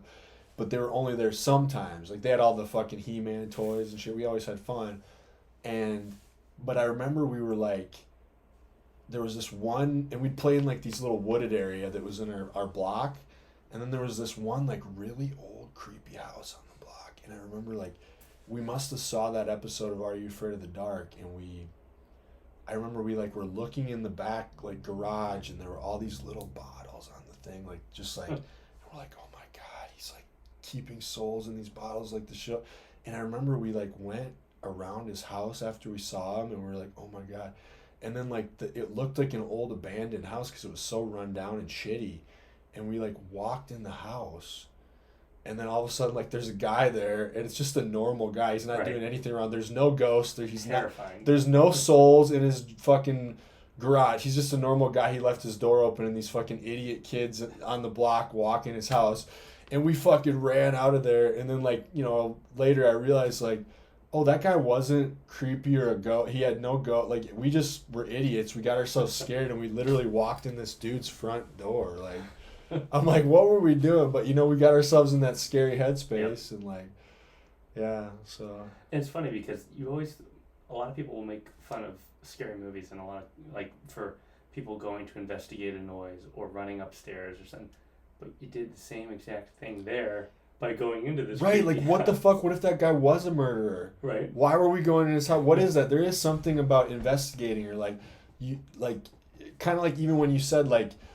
If you leave these things alone, they don't do anything. But then when you said there's like this haunted house in Botham, I'm like, well, let's fucking go. There's something about you want to go check it out, right? Well, because in as much as you don't want these experiences, you kind of want to, because to yourself you still want to prove that it is real. Like we're curious. I've had experiences, so I believe, but I still have no proof that it's real. Yeah. And it's like, how do you will we ever be able to get proof? Probably when you're dead. I think that's the only thing you'll know then, like if what other realm we're in, or like. But you're right. It's like there's something exciting, and I think as humans we're just like. I think we're just curious. Mm-hmm. Yeah. Unfortunately, curiosity killed the cat. That's what I'm saying though. Like who knows? That is bad. I mean, how many horror movies do you see where they go like snooping around, and you're like the whole time watching them like, get the fuck out of there, because but then you like in real life you actually do the same thing, because you're like, I want to go see what this noise was. Yeah, instead of being like, like the best thing to do would probably be go hear something outside and be like, just lock the doors. Nope, I don't want to deal with it. Right, like if I hear him in the woods and I hear like a bear or something, I'm just gone. Yeah, I'm not gonna go be like, I wonder what that was. Let's go see what that noise came from. Maybe it was. Or you hear that tree knocking that supposedly like Bigfoot's do to communicate. Like, let's go find some tree knocking. There's some fucking scary, if you like horror shit, there's some like really scary like YouTube shorts now. Like people make all these YouTube short videos. I was like showing people at work, like one is called The Back Rooms. Have you ever heard of The Back Rooms? Dude, that's so creepy. So it's like, I don't know how they design this, if it's computer animated or whatever, but it's like a crew, and you don't really know what the crew is doing. The first one is really creepy because it's like it's like they're filming this like horror movie, and the guy who's the cameraman like falls down this thing, and then he's in this weird room with all these corridors and hallways. So it's kind of like what you say, where like, and he's like trying to yell like, "Hey, I fell," and like, but then he like sees the hallway and he doesn't know how to get out and he can't get back up, so he just starts walking, and then he's like hearing this weird noise and he doesn't know what the fuck's going on. And then there's like these arrows on the wall directing him, and it like directs him to this message. And it's like this really creepy message. And it's creepy because it's angular and there's always hallways and you don't know what's around. And then he like gets to this point and he looks over, and then you see this fucking like entity, but it's so like brief, you don't know what the fuck it is. Almost like Slender Man or some. Right. But it starts screaming and chases at him, and so he runs. So you don't see it, and then you only see it like he'll look back every once in a while. And you'll see a little glimpse, and then finally it's like he got away, but you can still hear it bellowing and like, I don't know. And there's a bunch of them, and they're really fucking well done, and they're really creepy. And I think it's because of the suspense. Yeah. But the whole time it's like, I don't know who makes them, but good fucking job. The corridors or whatever. I'm gonna have to look that up. It's creepy, dude. Yeah, it's fun. Yeah, like I mean, sometimes that's one of the things, or some of the creepiest things, like when you see in evidence, again, if it's real or not, depending. I mean, like one of the things I've seen some videos that I could easily disprove, and they're like, oh, it's ghosts or it's aliens. But the show Paranormal Caught on Camera, there's a couple of things there that I'm like, that's creepy. Paranormal Caught on Camera? Yeah, it's one of those shows on Netflix. I randomly stumbled across them. I'll watch. I love watching that show. They're fun because they'll go over cryptids, aliens, and like ghosts. What's your favorite cryptozoology thing? Is it Bigfoot? It is Bigfoot more now than it was before, and I think it's because I started to listen to I start to look into more of like I said, I've researched paranormal things. I mean, I've got like a whole bunch of different like books and stuff like that are just, that actually looks awesome, dude. Encyclopedia Death in the Afterlife. And so you take everything with like a grain of salt. But the best way to look at these is they're research things, because I would love reading this, because I even love like Greek mythology and shit. Well, I mean, where do most stories and entities and stuff come from? It's like myths, legends, religious texts. Right. Mythology. And the fun part about a lot of those mythologies and things too, and mythological beasts and cryptids, and ghosts and all that, like look at vampires, for example. There's multiple cultures that have believed in these things. So I fucking love vampire stuff too. Right? I do. Werewolf. I love it all. I think it's like, I don't know, like, because where does it come from? And why do all our cultures have these things? And like, exactly. It's like, I don't that understand. book is cool. It like that's like reminds me of like what you'd want if you were like Buffy the Vampire Slayer. Yeah. Remember, like, he was always like looking up all the shit in these like old texts. Well, also it's like I think of that as almost like my Tobin's spirit guide from like the Ghostbusters. Oh yeah, that's like how like, well, we got this situation going on. Let me look it up in the book, like the Bible. Yeah. Yeah, that's one of my favorites. It was always do you remember the it was cryptozoology thing, and they sent a bunch of expeditions to even find it in the Congo. It's like called Mokele Mbembe. Mokele Mbembe, I think. I don't know how to actually say it. I'm saying it like it's spelled Mokele Mbembe, but it was like a sauropod dinosaur, like a long neck dinosaur, and all these tribes saw it. So like, like a brontosaurus or brachiosaurus. Right. And it was reported by all these tribes enough to the point where they'd sent, I think, 3 to 5 different expeditions in looking for it, and the people like didn't make it. Oh wow. They kept sending them in, and I don't know that they ever found it, but they found like tribes that had seen it. And so like the theory was like it was possibly a remnant dinosaur that had somehow survived the extinction and was still enough of a But then it's like weird, because you get into like, same with Bigfoot, like in order for one to exist, there would have to be a population of a certain number, like 1,000 to be.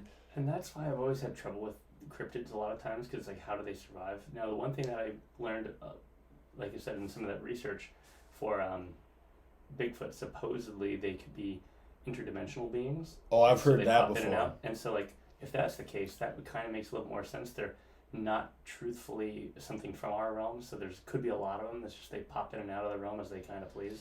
there's always that thing about it could be like Gigantopithecus, so like a remnant of this a primate that actually did exist that we have a fossil record for, and maybe there was a few pockets of them still around, and that's what we're seeing. Yeah.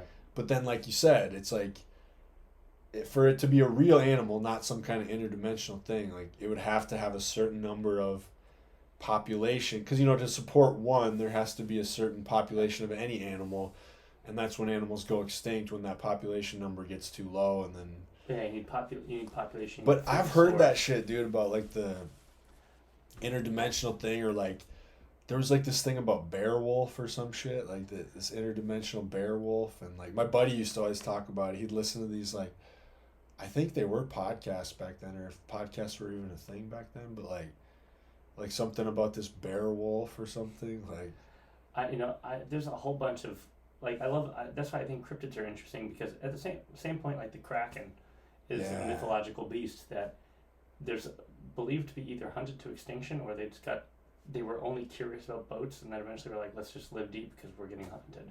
I mean, could you imagine? You had the stories they had, like the sailors on the sea back in the day, of like all these different sea monsters and krakens. Yeah. And my favorite thing is Cthulhu, mostly because there's like Metallica writes songs about him.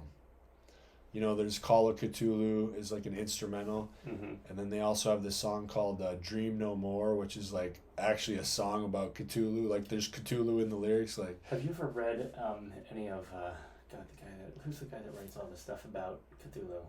That's where Metallica got it. It was what is the dude's name? H.P. Lovecraft. Yeah. Lovecraftian stories are interesting because basically these creatures like Cthulhu don't really care about anything. Well, he's straight up evil. But he just also doesn't care. It's like if you get in his way, he'll kind of mess with you. But also, most Lovecraftian stories are the people get themselves so fucked up by what they see that they're no longer sane. Oh. And so it's a really interesting... I'd actually like to read that. So, like, that show Love, Death, Robots? Have you ever seen it on Netflix? Yes. There's some pretty cool ones, but one of them has, like, actual Cthulhu in it. Nice. Like, they get, like, you should watch. It's, like, the new season, I think. That was so creepy, and, like, it's like she gets brainwashed by it. He's chained. It's almost like we've captured Cthulhu, and the U.S. government has him like chained up somewhere. And there's like this. I think they're like in the army, and they're like looking through this cave, and something compels the one to go like unchain him basically, and like the other one tries to stop her or him. I can't remember, but like Cthulhu has some kind of mind control, and like, dude. I love that shit. Yeah. It's cool. Those are always fun. You can't be a fan of like different paranormal things or something like that and not kind of get into these kind of stories. No, I mean, like you that book you have, like if I was a kid back in school, like when I used to go to the library, like that's the shit I was drawn to. Like I just for those, some days I'll be sitting around and just like randomly open it up to somewhere and start like filing through it. The fun part is I'll hear something like a show like about like there's different names you'll hear of, like a jinn, which is more from like the I think the Muslim religion and stuff. And so you go and I look up that, and I was like, okay, so there's some good definitive information on these kind of entities and things. We have a new beer coming out called the it's got like a demon entity on it. Nice. I can't remember what it's called. It's like a Sprite of some kind. But the beer, you'll see it. It's Postdocs releasing it. It's called the, I don't remember, but it's definitely one of the, I guarantee, like, that is in your book. Like, this probably. Thing. Whatever the fuck this thing's called. If I go to Postdoc, you'll know it when you hear it. Let's find this. Okay, never mind. I don't see anything about it. Well, it'll come to me. I can't remember what it's called. It looks cool though. I can never remember. It's got like the demon. It's got like the demon thing like on the actual can artwork. It's pretty cool. Is it gonna be like the typical Demon Star kind of? Well, no, because it's a collab with this other brewery, and I think the brewery does like. Their art is based on some kind of like mythological card game. So like it looks like a really cool like Dungeons and Dragons or like some certain card games, like for fun fantasy card games, like I've seen my friends play, where like it's like this creature from it, and I'm like, God, that's so cool looking. Neat. Yeah, he's got like horns and shit, and like. So definitely, I'm excited because if I look up and find information in my tomes. Yeah, that's what I'm saying. You're like, what's that dude in Buffy? Oh, Giles. Yeah, Giles is my favorite dude. He's like always has all the books and like you said, the tomes, like the old school shit, so he can like find out. That show was like cool. Actually, you made me think of my favorite episode of Buffy was the one with the gentleman. Mm-hmm.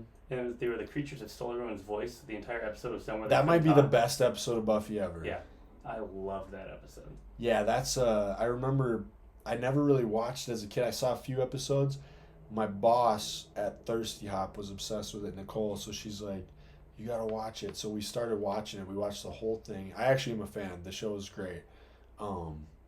And that is probably the best episode. I think he even won like an Emmy or something. I think so. It won something because the performance was done. They had one, I think there's a few lines at the beginning, and then I love that at the very end, went after her and her boyfriend found out they were both involved in some sort of. He found out she was a slayer. She found out he was in the military. Yeah, he's like hunting paranormal things too. And they're sitting there, and he's like, "We should talk." And they just both sit there in silence, and they ended it there. I was like, that was a very well played thing. Like it happened right when they find this thing out where they really do need to talk, and then all of a sudden they have no voice.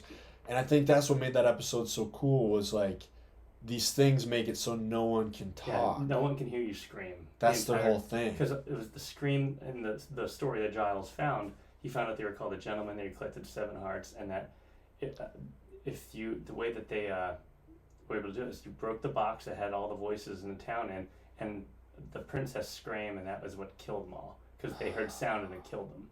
That's right. So I can't remember how that episode finished, but that's the best episode, and it was like right in when the series was probably at its best. Oh yeah, it was right at it had just gotten the best. Yeah, dude, that's a sick episode, and it's actually creepy. Yeah, because that show was like kind of scary, but it was more just fun to watch. Mm-hmm. But that episode was actually kind of like scary. Yeah, that actually had some like definite creep factor to it. Whereas you're right, some of them they would have their jump scares or creepy moments, but it was never more really just fun. Yeah, it was more fun than action. Yeah, fun.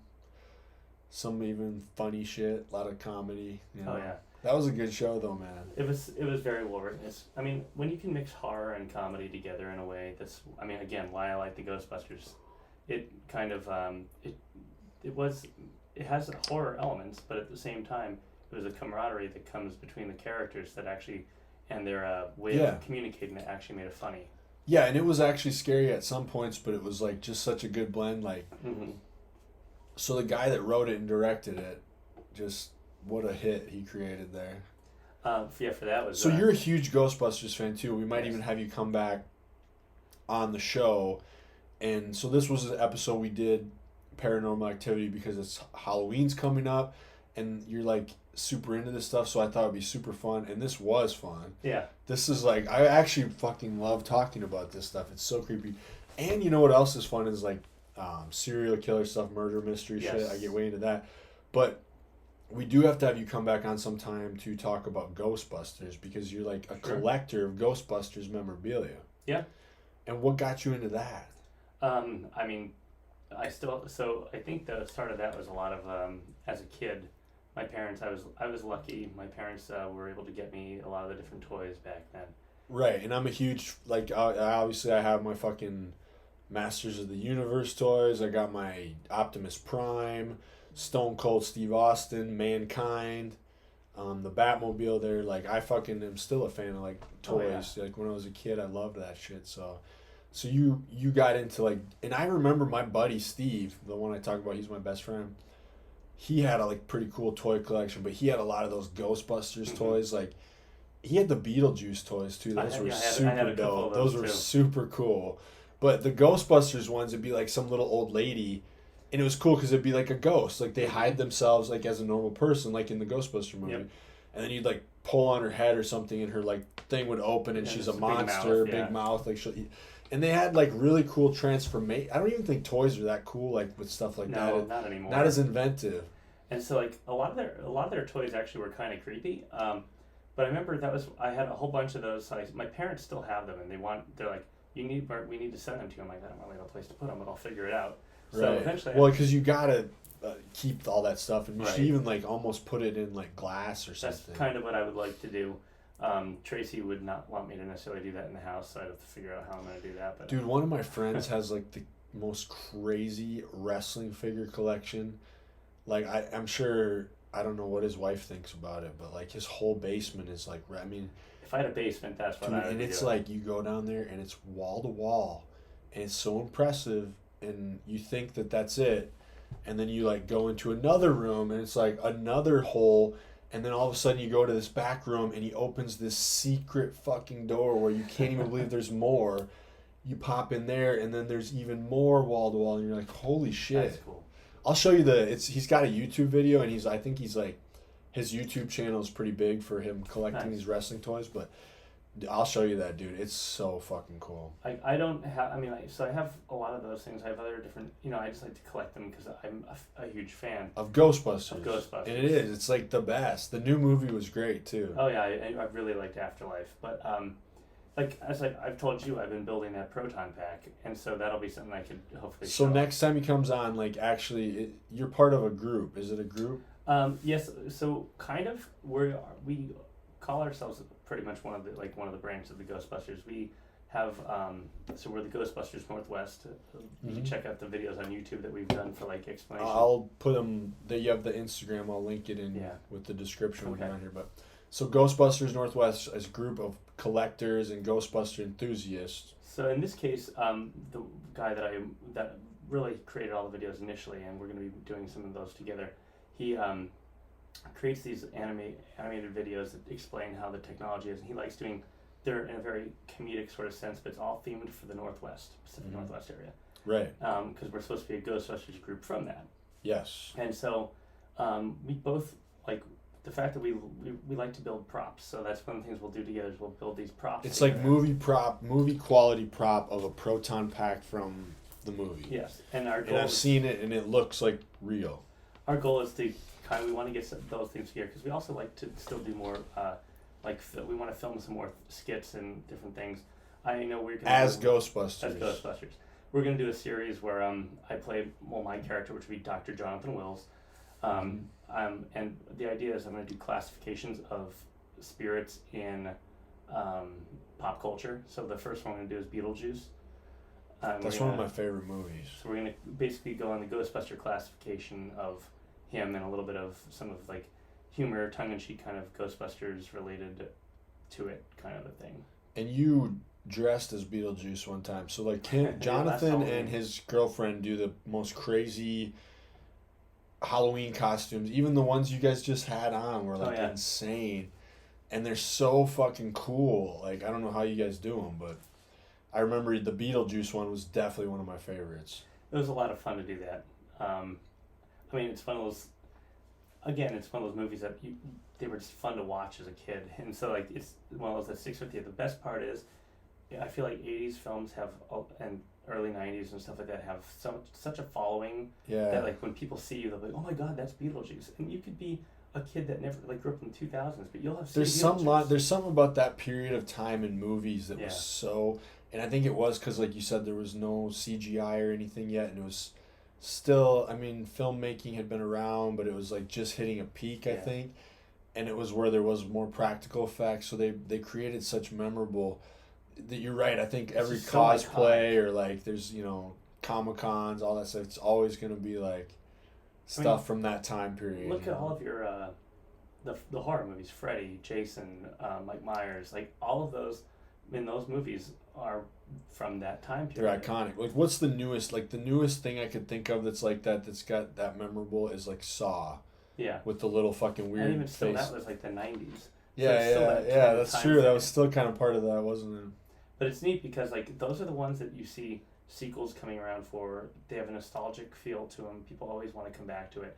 But it's like sometimes I want to see people do new things, but at the same time you see what these. You see these things, and they still bring something back. It's like why they did a new Hellraiser movie that's on Hulu. Have you seen it? I have. It was actually pretty decent. I need to watch it. I think I want to check it out. Yeah. I liked that one, and then there was let's see. There's a new. Well, I didn't see the new Halloween Ends yet. But I haven't seen it yet either, but I am a fan of this new movie. I thought they were great. So I kind of want to see what they do with that. I thought the first one was the best. The second second one was like and then who knows what this one is gonna be, but still cool to see him. It is. I would actually like to see, like they call it Halloween Ends, and I haven't seen it, but I would really like to see them finally end one of these franchises. Like actually end it. Because it's like Jamie Lee Curtis is what, 60, 70? Yeah, and so like it'd be neat to actually go and be like, instead of recasting or have it carry on into a later time, I would like to see one of these things actually put a stop to it, like put an end to that. So you want them to actually finally, like, because no franchise, you want them to pull a Shawn Michaels where like when you retire you actually, because like most pro wrestlers, they retire, they're back. Like Shawn Michaels is one of the only ones that actually retired and he was done, except for one time I guess he did come back, but that like, was even still, it's like I would like to see something that ends, or like a quarterback that actually retires and he's actually done. Yeah. Usually it doesn't happen. They never, like, especially because like, well, it's easy. We can make more money by throwing out another Halloween. But like, what are you gonna do like with Halloween without, if Jamie Lee Curtis is not part of it anymore? Like, it loses the whole point of the story. I mean, it's her brother. The newer like Scream movie was pretty good though. Yeah, that one was pretty good. Yeah. I also was very sad by some of the deaths in it of some of the like. Right. So that seems like that's the end of that. Yeah, but they left it so that they could kind of have a new generation carrying it on. Right, so they got rid of some of the OG characters, which that was sad, actually. Yeah, but I mean, like even like with Ghostbusters with Afterlife, I liked that, but they're leaving it open to like have other people. They created new cool characters. Yeah. So it's neat that they've done that. It's sad because at the same time I was like, I would love to see more stories of the originals, but you can't do that with Harold Ramis dead now. I mean. Yeah, that's true. But like that's why I loved the Ghostbusters video game from like 2006. They had all the OG people, right? Yeah, and they like helped. I think they helped with some of the writing of it and everything too. But it felt like cause I think Dan Aykroyd was like, this is as close to the fans are gonna get to Ghostbusters 3. He's like, this is essentially the third film. And then we actually did get Afterlife, but yeah, that was probably the closest thing to a third movie. Yeah. Which I never played it, but I've heard so many good things about it. Yeah, if you get a chance to, it's very story based, very story driven. It's a lot of fun though. Okay, man. Well, we're almost getting close to 2 hours, so do you have anything that you want to finish with us? Finish off here?